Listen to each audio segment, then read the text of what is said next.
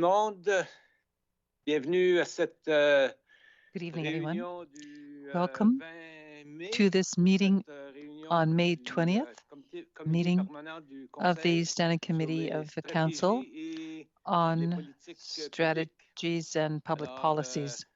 sans So, plus tarder, on va passer au without premier further item, ado, let's go on to item 1. qui est une présentation du plan This is a directeur presentation of the qui va nous être master présenté plan par and will be Monsieur provided to us Joël by Ouellette.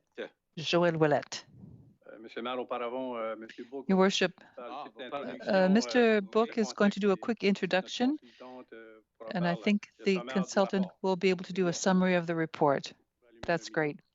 Let me turn on the mic. Et voilà. There you go. Good evening, Your Worship and council members. It will be very brief, Your Worship. Joël Ouellette from Atelier Urbain, who will be doing the presentation. She will be presenting the main outlines of the new master plan for parks and green spaces. I don't see her here. I think she's there on the screen. Hello. She will be taking over this presentation, and then if there are questions afterwards, I'll be there to participate. Good evening and welcome. Great, thank you. I'm sorry, the sound is very bad for the speaker.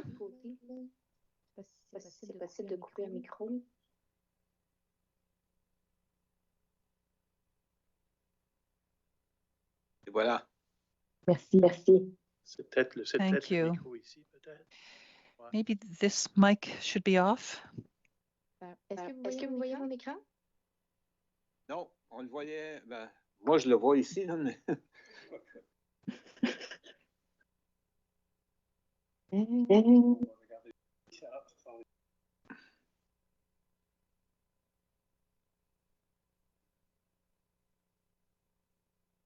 bon. Vous l'avez pas, vous autres?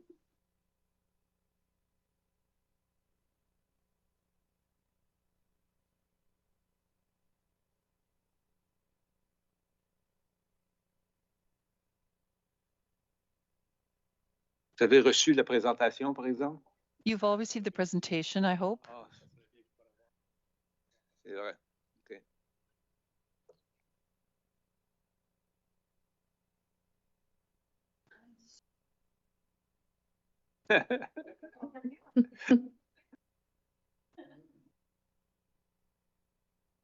Vous me direz aussi si mon micro est trop fort.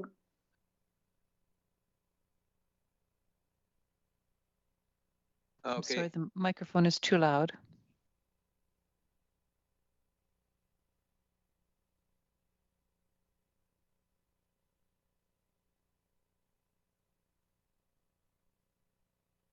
Hein?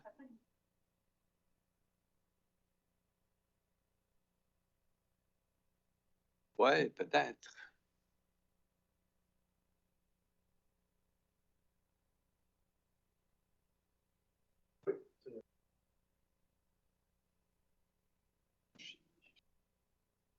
Les autres, c'est ça.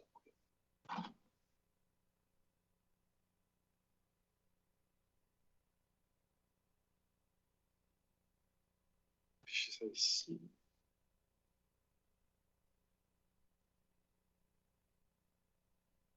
Je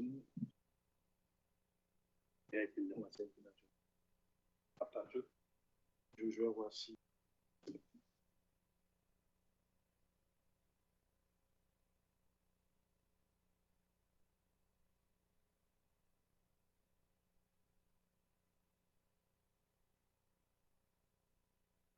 Et voilà.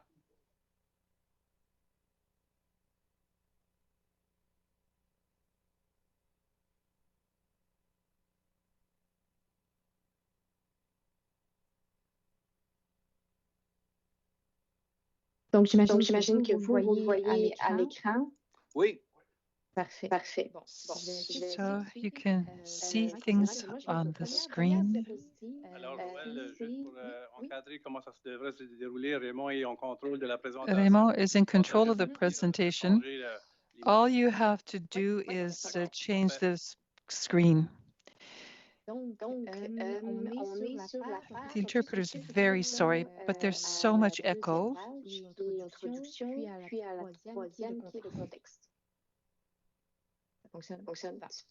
Donc, le contexte du plan directeur, en fait, c'est une mise à jour du premier plan que vous aviez en 2015 afin d'actualiser les analyses qui The interpreter is very sorry. It's impossible with the amount of echo coming from the speaker to interpret. Il est important de mentionner que ce plan directeur-là, ce n'est pas un retour à une page blanche, c'est vraiment une construction de ce qui avait été Once again, the interpreter is very sorry. It's impossible to interpret because of the echo. Je crois qu'il y avait canopée aussi, environnement, etc. Le plan directeur, en fait, il va identifier spatialement les besoins actuels et futurs de la population. On va tenter de diriger les analyses vers ça. Ensuite, différentes typologies ont été établies avec les équipes de Once again, the interpreter apologizes, but it's impossible to interpret with this amount of echo in my headphones. L'offre et l'aménagement des parcs et espaces verts en fonction de tout ce qui se passe au niveau de la crise climatique, mais aussi des besoins d'une population qui est vieillissante. On va proposer des solutions pour encadrer la conception et l'embellissement, notamment des bassins de rétention à l'intérieur de parcs et d'espaces verts. Once again, the interpreter is very sorry, but it's impossible to interpret the speaker because of the amount of echo I'm getting from the feed. Juste là, en termes d'investissement en général. Donc, on peut passer de 2 diapos.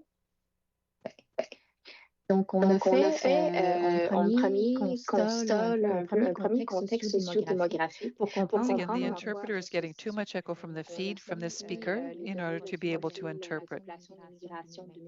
Du recensement, puis on a fait un survol des données statistiques de recensement 2021 pour l'ensemble de la RMR de la ville de Dieppe.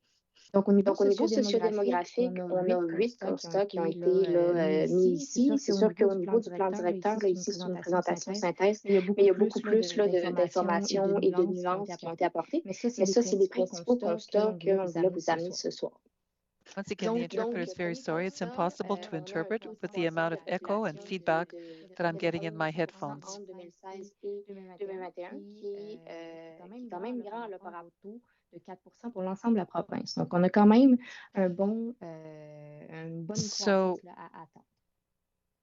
On sait que 17% we know that 70% of Dieppe's population is age 0 to 14 years, aussi de la population actuelle est and 65 ans et plus. Donc, on a une proportion 14, vraiment équilibrée.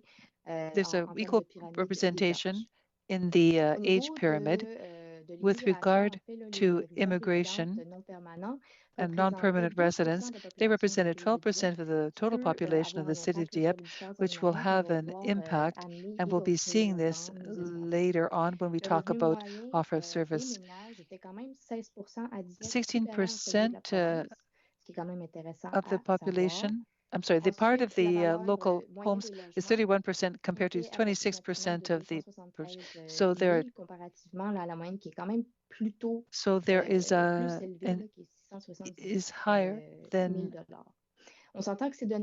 the average income, and housing prices were in the $273,000 range compared to those which are assessed at $618,000. So we know that the households of those who rent is 31% compared to 26% in the rest of the province. And another study undertaken by Turner Drake and Partners shows that 69% of units are occupied by owners and 31% are rented. So households represent 31% of those who rent in Dieppe, and with regard to Canadian census and this same census, 31% of these homes are rented compared to 69% of all residential units. In this same study, there is a shortage of 270 to 690 units because of the population growth, which it will happen between now and 2033. Let's move on. These 10 trends reveal several projects that have been established, those that are underway and that under negotiation. There are some units that could be built between now and 2033, which will answer other needs according to the study. We took into consideration all of these elements, especially since these 4,000 units represent various measures that need to be taken over this region and take into consideration what we are going to have by way of parks to provide for this new population, not only commercial projects, which are going to increase traffic, and other residential projects, which require an appropriate quality of life. So we did an overall view of the parks, and we looked at all the parks and green spaces that are around the area and including land for public purposes in Dieppe. And there are some spaces here and there which represent non-developed natural lands. And so we succeeded with various data and do a diagnosis of what we have and what we are going to be needing in the future. And so we have done the diagnosis of various parks and green spaces that you have in Dieppe at the present time. For this overview, we've updated the classification of parks in Dieppe with the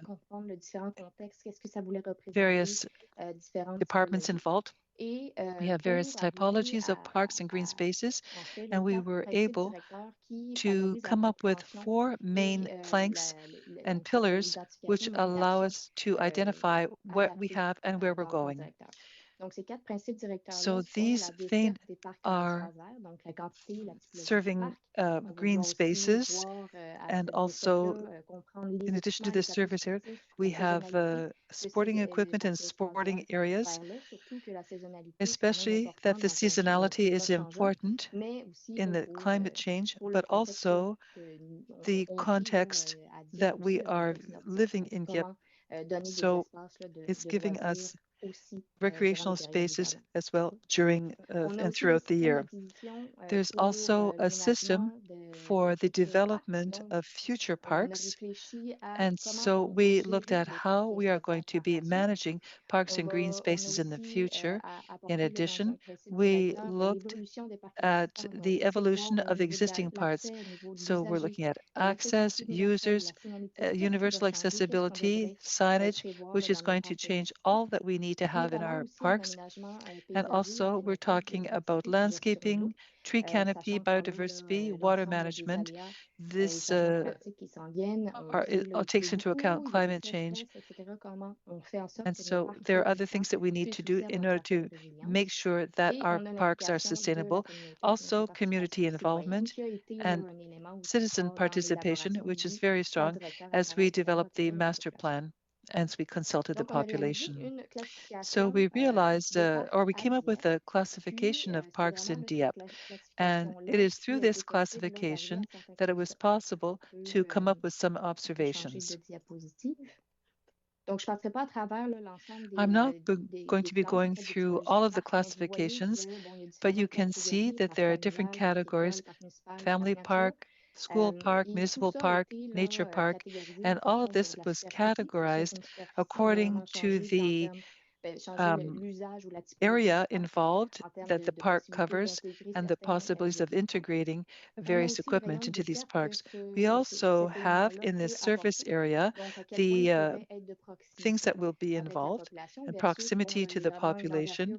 And so we have a much more important way of doing things, and we can then involve things a little further on down the line. So we've looked at all of this and look at the distance and the area have to orient the studies, what we have as objectives, and what we have for developing these parks. Okay, we can move on. This brings us to the diagnosis for the current supply. So we've classified things according to various typologies. You can see that the nature parks along the Petit-Kodiak River and this trail shows that the biggest green area is, these are two nature parks of different sizes, but there's a municipal park of Rotary Saint-Anselme, and you can understand that they have the typology and various uses.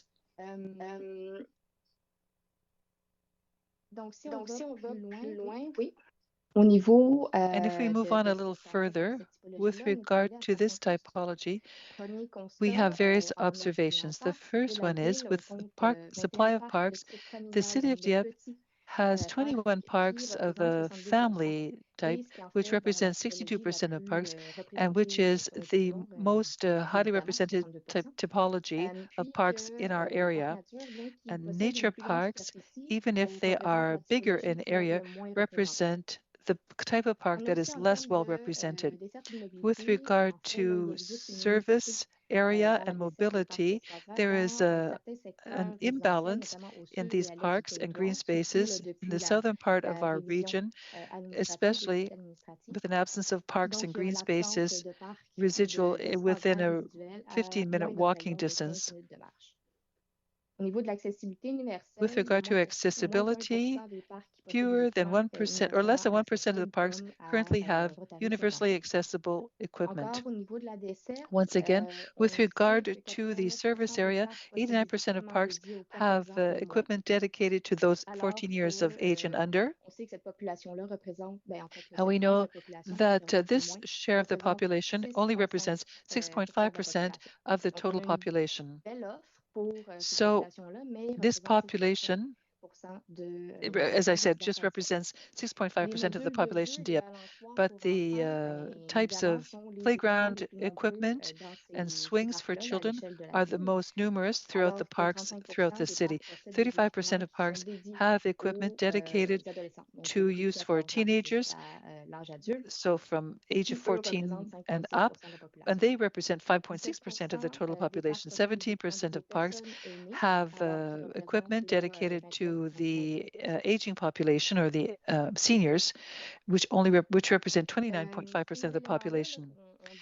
These elements that we are discussing with regard to area of service, this is the map you can see where you have an overview of the areas that we establish according to the typology of parks.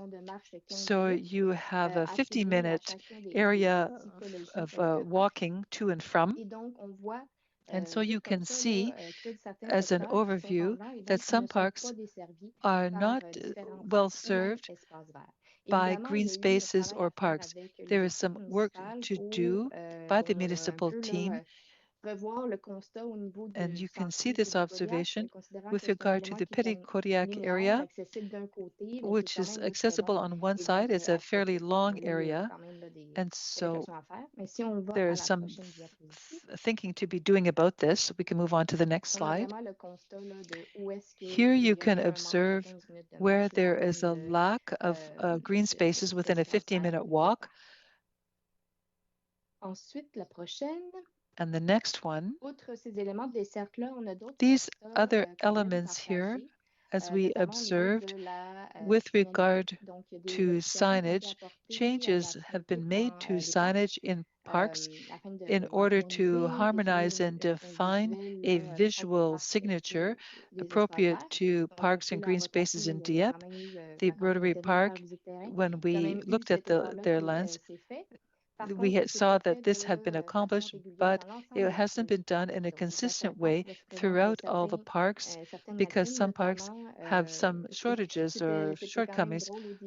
It was funny to see at the beginning of our mandate to look at various parks, and they weren't necessarily signs up. The municipalities talked about parks with regard to areas or corners of street. We looked at the geography of the parks and see these are some elements that could be improved when it comes to communicating with the public. With regard to developments, there is a shortage with regard to vegetation in many of the parks, which has a negative impact on heat sinks, biodiversity, and even the aesthetic of the park. The module should be put in the park with some developments. Generally speaking, it takes away from the canopy has been removed, and so this leads to hotter areas. Water management, even if there is infrastructure for water management on these lands, these are not optimized, and we need to make them more multifunctional. So we are able to capture excess rainwaters or also for the recreational areas. With regard to security, we would have to, with regard to users, change some spaces in order to increase lighting. Some parks are close to water, and so they are behind living in residential areas, and so they could benefit from having a little more lighting. With regard to management, we know that parks involve all kinds of stakeholders, municipal, citizens, and community with regard to maintenance, walkways, and trails. So everyone needs to come together in order to improve and also enrich these areas. With regard to planning, we heard that the service area that had been offered in some areas, there are many sites, in fact, that are on in the region, and this has a potential for development and should be the object of a detailed study in order to realize their potential. The city of Dieppe has the regulatory mechanisms that would allow it to acquire lands for public purposes and then use them to acquire these lands for use in the future.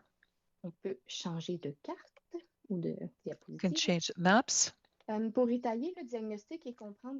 with regard to diagnosing the current supply and projected supply, we can look at what is being offered at the present time. And we went with internal teams and we did an online survey, and we received some observations back, and we divided them amongst the neighborhoods and the boundaries of the parks in order to truly understand what's happening in some of these neighborhoods. Next slide. In the survey, the strong majority of those who answered were women, 71%, and they were aged, 39% were aged between 20 and 40 years, and 45% aged 41 to 60 years of age.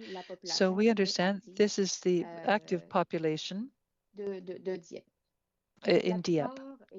The majority were owners, and 89% already had access to a private area behind their residences.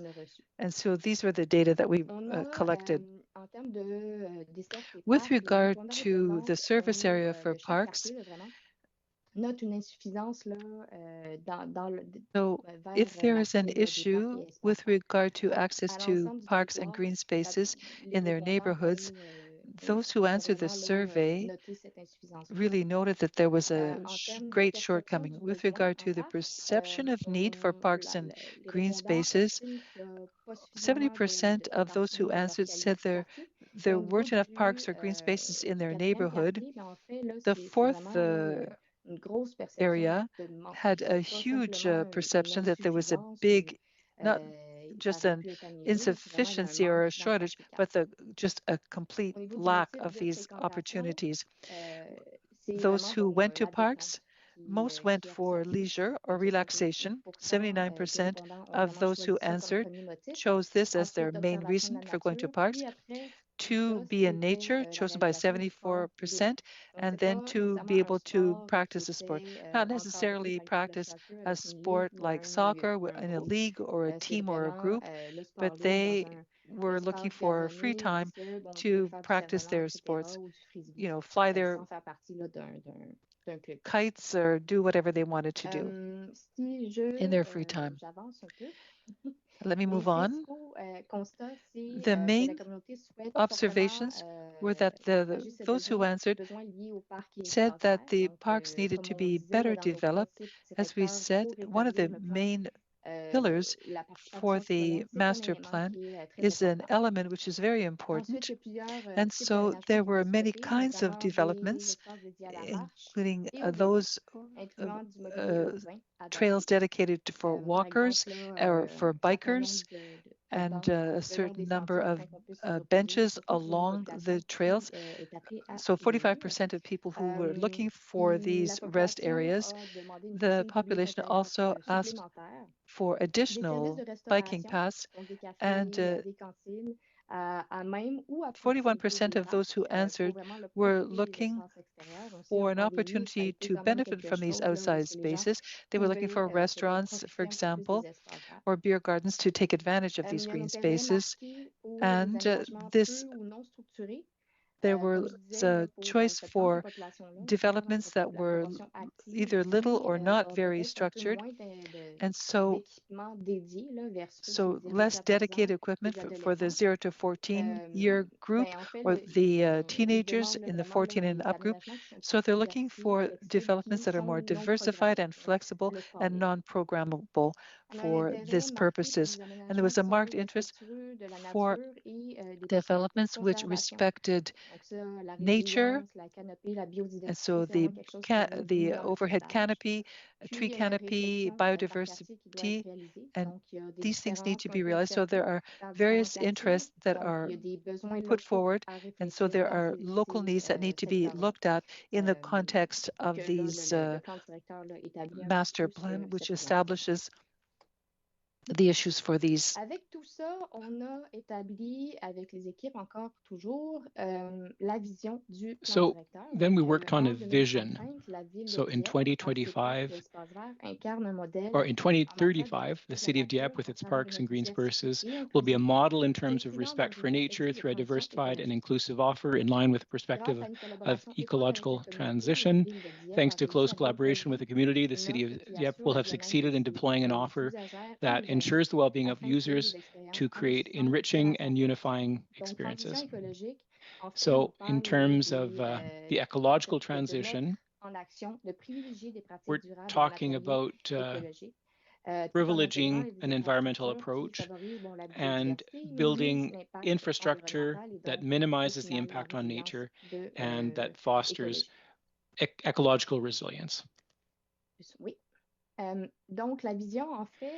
So the vision is supported by 11 main themes that can be, or orientations, if you will, directions that can be classified by theme. So access and sustainable mobility, diversified offering, social acceptance and appropriation of developments, safety and well-being, environment, and municipal investments in sustainable development. And so each of these focuses is meant to help decision-making in terms of governance, planning, and investments.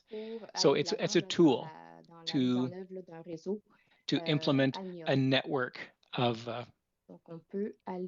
parks. All right, next slide, please. Now, in terms of access and sustainable mobility, there are three main directions that then have guidelines under each of them. So the first direction is to ensure equitable access to parks and green spaces for all neighborhoods. So ensure that all residential neighborhoods are served by at least one type of park or green space. So it's fairly straightforward. Now, for that guideline, what we propose is to, as a minimum, plan for a park or green space within 300 meters or 5 to 10 minute walk of any new residential development.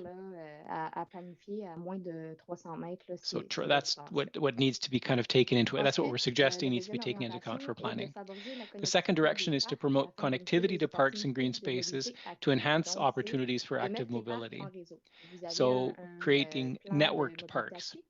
So you have an active mobility plan, and so that's connected to that. So it's not just about creating networks that facilitate transportation throughout the city. It's also about connecting the various parks with the multi-purpose trails. So it's the same kind of strategy, and in a way that benefits the community.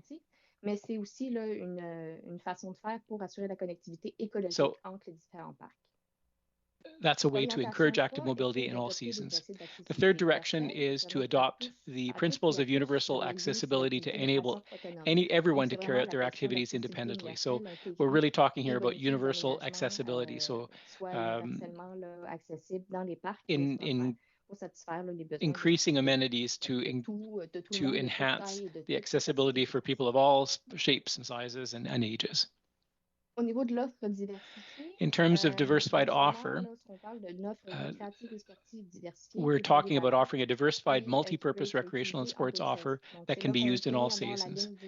So, and the guidelines are as follows. So to increase the supply of recreational and sports facilities, complementing existing infrastructure to offer more opportunities for activity, and offering facilities and activity spaces that take into account the interests and needs of various age groups. There's also a guideline connected with seasonality, so improving the supply of adapted equipment and facilities during the winter season and different climatic conditions, to encourage landscaping that's adapted to different climatic conditions and creates islands of comfort. There's also a guideline related to flexibility. So, and as I was saying, people want to be able to practice activities freely. So we want to provide undeveloped areas in parks for those activities. You know, we're talking about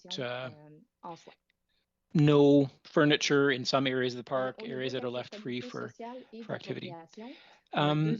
In terms of social acceptance and ownership, there are two directions. So prioritize stakeholder participation right from the beginning of public space planning in order to listen to their needs. And to do that, we talk about involving the public, organizations, and other stakeholders in the planning and design stages, and promoting citizen competitions and highlight citizen initiatives. It can be art and other types of community initiatives. Direction number 6, to encourage users to appropriate public space as a place for expression, exchange, and support through culture. So organizing cultural events in the city's various parks and green spaces, set up educational and awareness raising activities, and then integrating and promoting permanent or ephemeral works of art in the city's various parks and green spaces.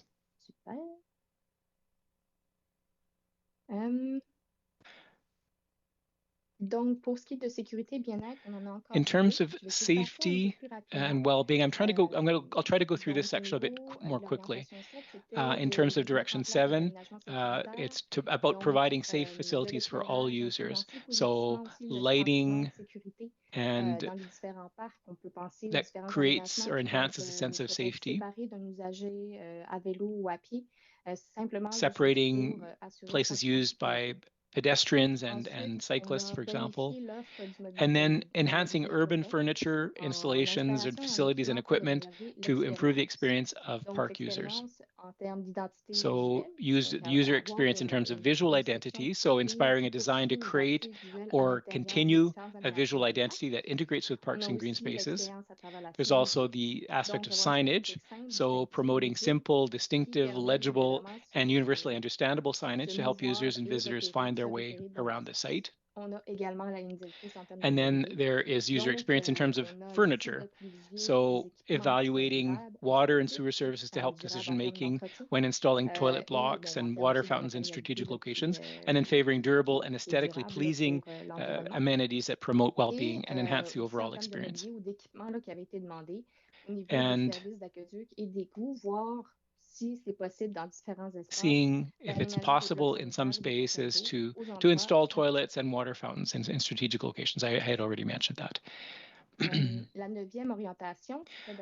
Direction number 9 is to ensure the ecological transition and development while supporting the enhancement of biodiversity. So there's the aspect of ecological transition, so favoring sustainable practices and eco-friendly materials while integrating infrastructure that promotes biodiversity and minimizes environmental impact. The retention basins, so consider the management of rainwater on the site throughout or through vegetated and landscaped infrastructure. And so it becomes part of the overall park, promoting the urban integration of retention basins in residential areas and parks. So creating parks that are inviting and that can have a double use, and then incorporating attractive, high-quality landscaping that encourages biodiversity. So the retention basin, you know, we looked at different types of amenities that can be integrated or incorporated into a park. So that might be something to look at. In terms of biodiversity, this would be about incorporating varied habitats and plantings of local species to support and increase the diversity of plant and animal species. And then finally, there's residual materials management, with the aim of reducing or sorting the material that goes into parks. And then the last direction is to focus on developments that are in line with the city's planning vision and objectives. So the city has objectives and has a lot of constraints as well. And we talked about this earlier. The park network will require collaboration from various actors. So the water department, leisure department, all of those departments will have an impact on parks and green spaces. So in the guiding plan, we recommend ensuring a review of the planning tools and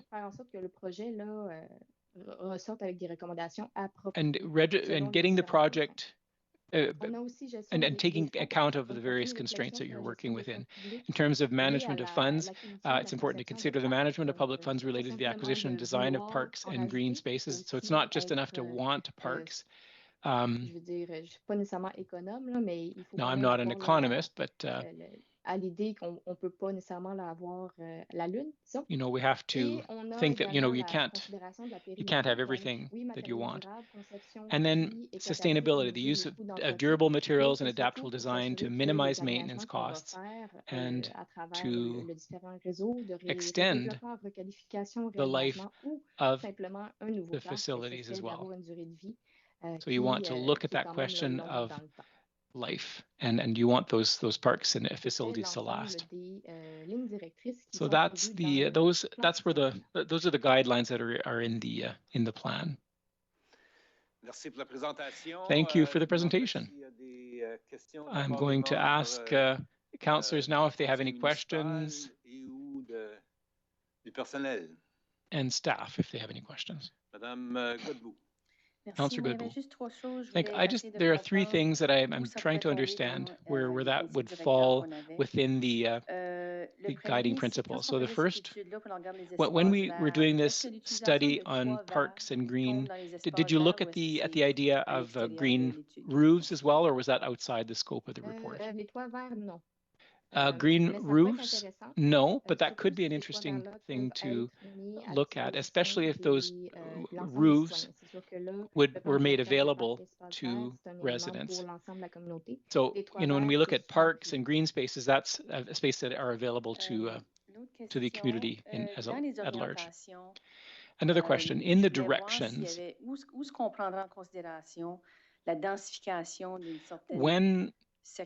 where do you take into densification into account?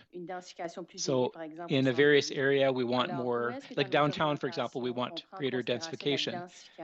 So where in this plan do we take into consideration the idea of densification? Well, it would be under the first, in the first guideline where we're looking at service and ensuring a level of service.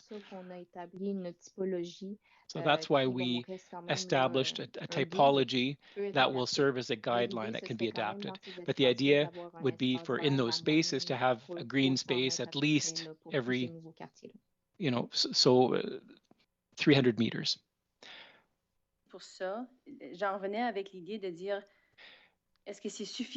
So is that enough? Or in these directions, maybe we would need more spaces in areas with greater densification, because you don't have access to a natural environment. If there are 500 people in the park rather than 50 in another neighborhood, that's not something that's fair. So I'm just wondering if there's somewhere else where we can give more weight to the question of densification in our guidelines. I really like your question. We discussed this with the teams, and there are a number of considerations, and that's we have to sit down with the various departments, and this is guideline number 10, but we are the direction number 10, where you have to sit down with the various departments and discuss and adapt what's needed.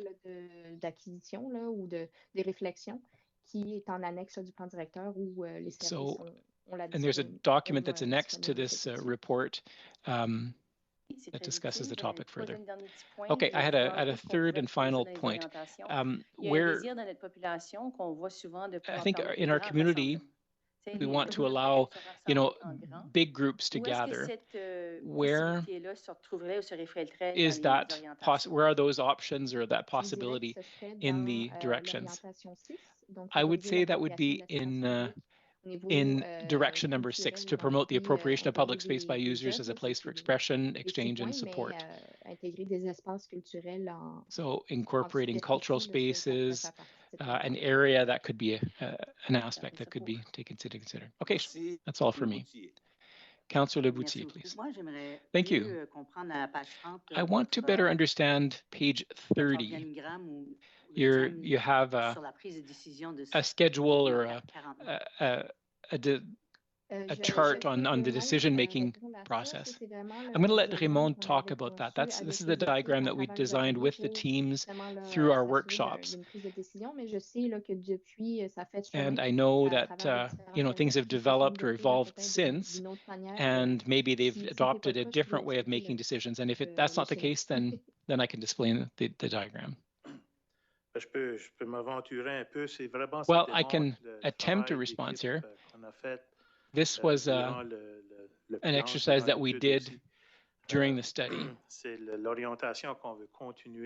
This is the direction that we want to continue. We don't want to get lost in the future. So the planning department helped develop this, the environmental services as well. I mean, they're all listed there. Recreation and parks as well.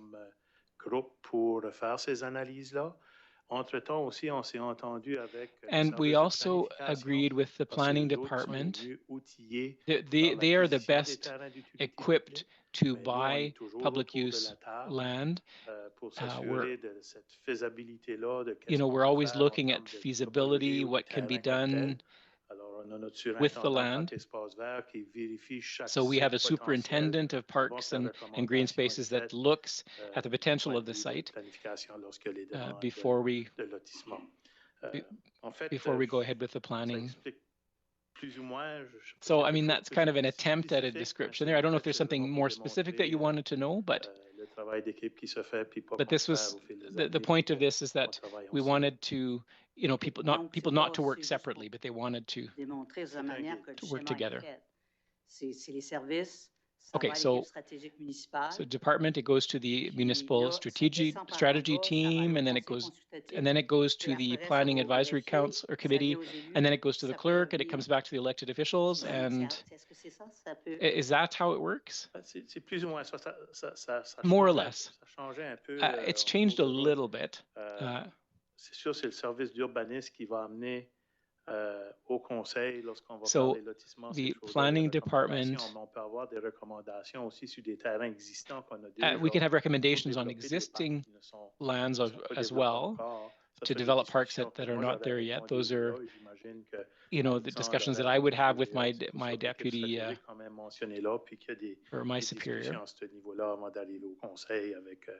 So we would discuss these things before coming to council with formal recommendations.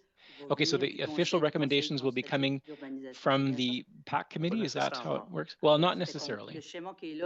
Okay, so the diagram here, well, that's an example. It's a guide. And it gives us an idea of how we should go about things, but it won't happen exactly in that way. All right, thank you. And thank you for this good work. Merci. Quelqu'un d'autre? Anyone else? Oui. Your Worship, if I can ask a question, because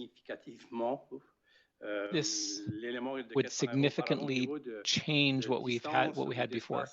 So in terms of the, you know, in all new residential areas, to having that requirement of 300 meters, before it was 800 meters, I mean, that would have significant repercussions on the development of our city and our investments as well. So if Ms. Ouellette could maybe explain how they arrived at that recommendation.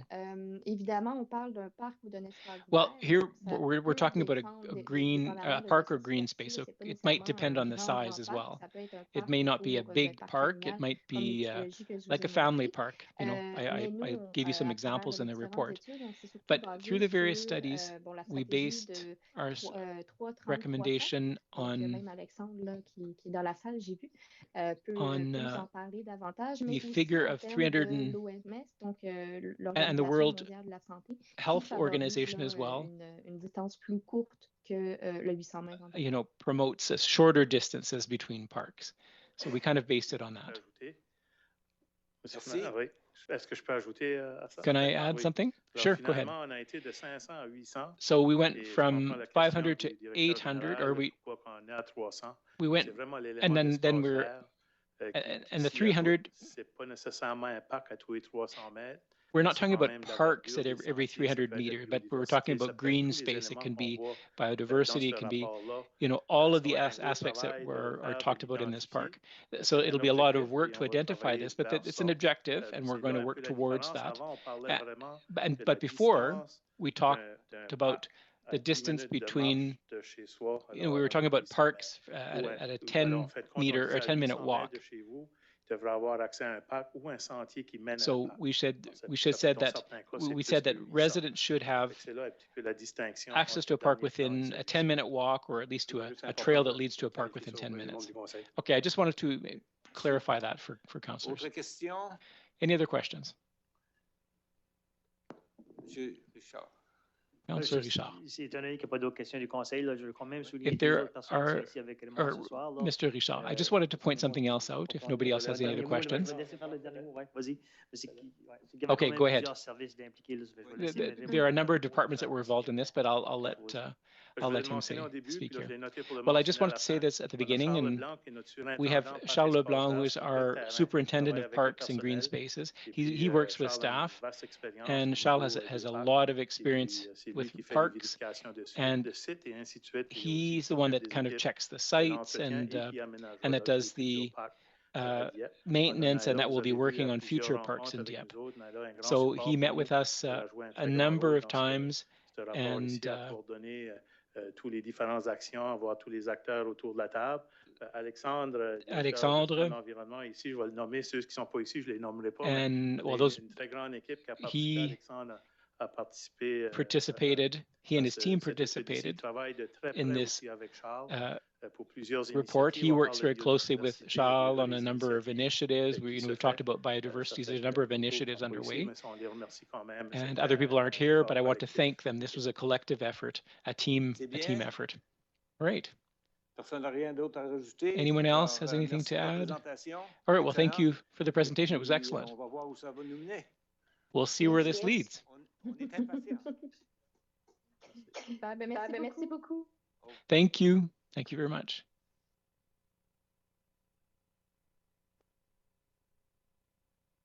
Sur la politique All right, now we have a presentation on policy L8, the allocation of rental spaces for recreational and sports infrastructure. Mr. Leblanc. Denis.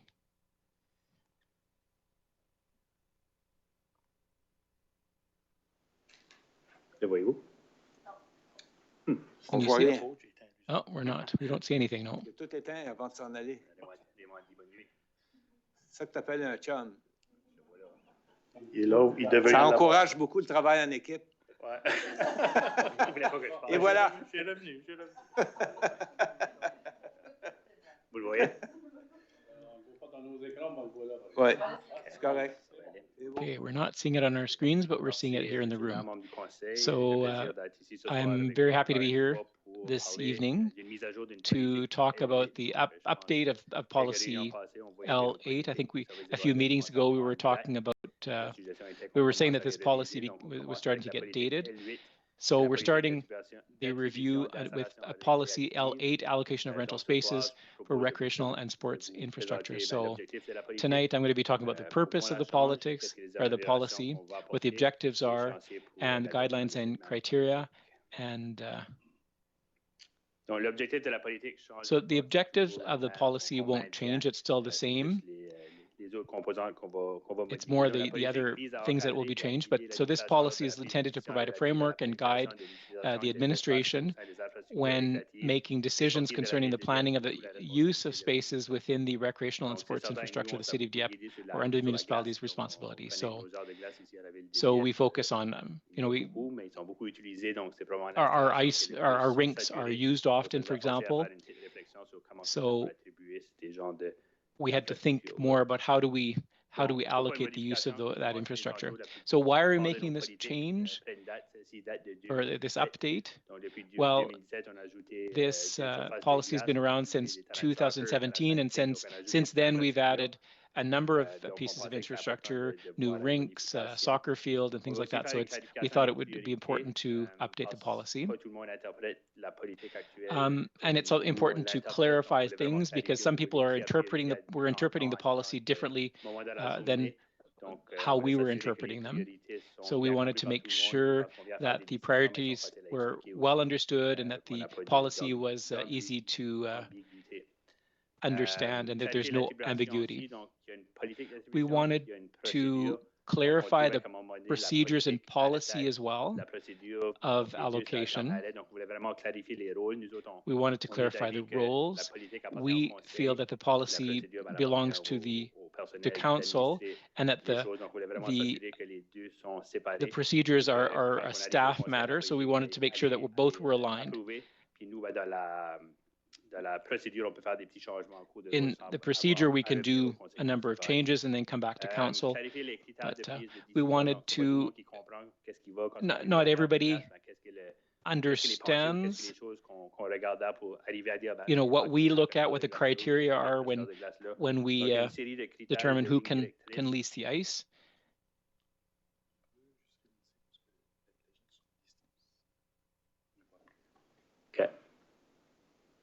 Commence à zéro.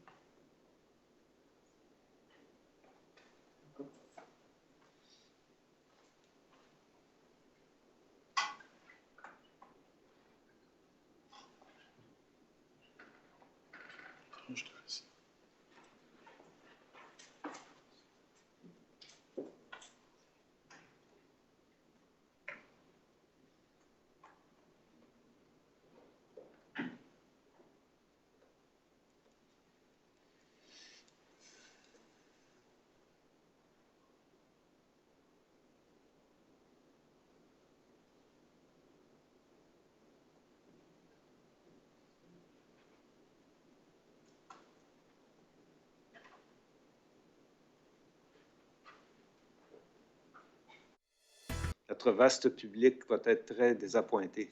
Our vast public is going to be very disappointed. So let me continue, clarify the decision-making criteria. So these are not necessarily simple ones. I found 11 criteria for decision-making. So I found use privilege by people in Dieppe, special events, diversity of users, and there are other, but these are the criteria that we use, which are within the policy at the current time. So we want to balance access between users, necessarily the arena.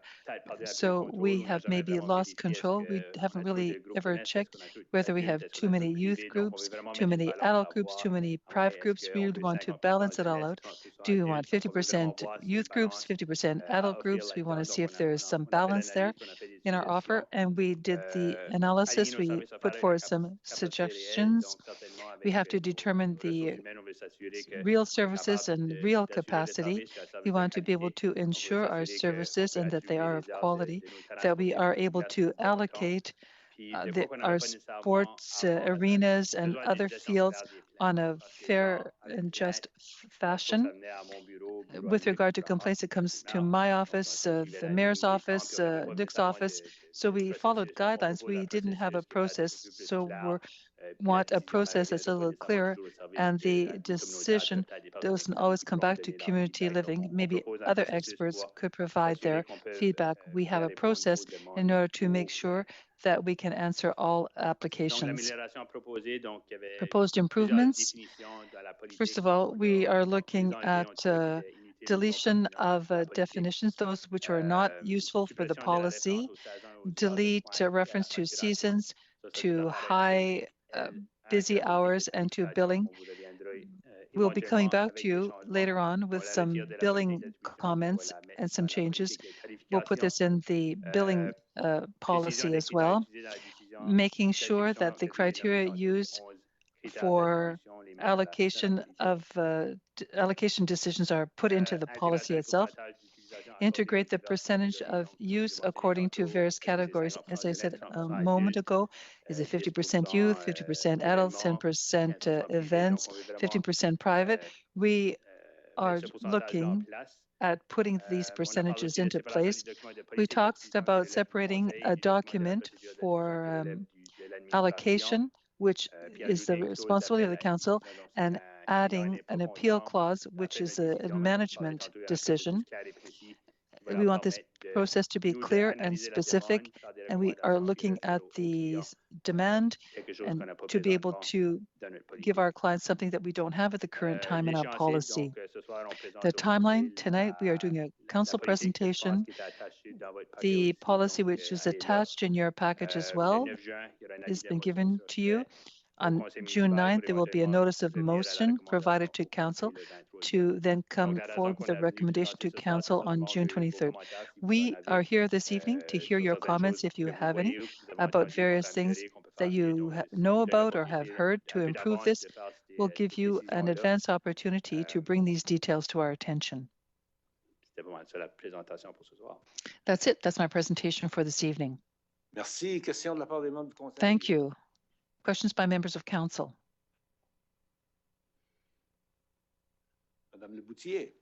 Councillor Le Boutillier. Thank you, Worship. Thank you. You know, changes will have impacts, and so I'm wondering, because you probably have undertaken the exercise of looking at the impact of these new regulations, what would they be? And I think it would be great if we had an overview of where we are here today, this year, and with the new standards. What would it look like if it were 2025 this year? You know, it was a difficulty because AGL was under renovation. So 2024, what would have the impact been on our groups, the various groups? So we'd have a better appreciation of all the great work that you've done too. We've added this in the policy to make sure that if a group or they had less need and we could prove that they needed less, there was a group, you know, whether we took hours away from or another group that was trying to get bigger and wanted more hours, we wanted to make sure in our policy that these elements were included as well. If you are bringing improvements in 2024, from 2024 on as well. Great, thank you. Monsieur Richard. Councillor Richard. Quickly, to add to your question as well, we don't expect any major changes, but if there's something that could happen, say we had like ice time, as you've just mentioned, the demand was over what we had. And so one of the criteria, which involves percentages, comes into play in order to ensure access and fairness to all groups. There are some groups that might then lose some of their access. But this would ever be if the demand went higher than it is now. On the other hand, we make sure that all the groups that you already know, at least have some access. So let's say we had youth groups who were really huge in numbers, and that might mean at some point that we'd have to talk to our groups and say, look, like other cities or associations, there's a maximum number of youth who can register in sports. We hope we never get to that point, but at least we say to the adults, look, youth have priority and you adults, you don't get any more ice time. So what we're trying to find through this is an equilibrium. We are proactive with this criteria in order to allow us to balance things out. The impact will be negative in some aspects if the demand is higher, but it might be positive because it will ensure equity to all sectors of the population who will have access to our infrastructure. That's an example. We're not necessarily seeing a major impact now, but as Denis was saying, there might be some groups which are undergoing growth, which want more ice time, and others will have less because they're not as big or they're decreasing. This will allow us to have the tools to justify our coming forward with recommendations. And to add to this, there are some impacts that could be good as well as negative. Thank you. Thank you. Councillor Godbout. Yes, I have a question about your undertaking a review of these policies. In the city's way of doing things, have you an assessment of comparative analysis, a gender-based analysis, that we can change our policies in that respect? Have we taken that into consideration? It's not necessarily defined in policy, but this is what is bringing us to look at, because the women's groups have become to take more importance in some sports, and so they don't always have ice time. So the criteria are there which will allow us to balance things out. And so it hasn't been defined as such, but we could do an improvement in that respect.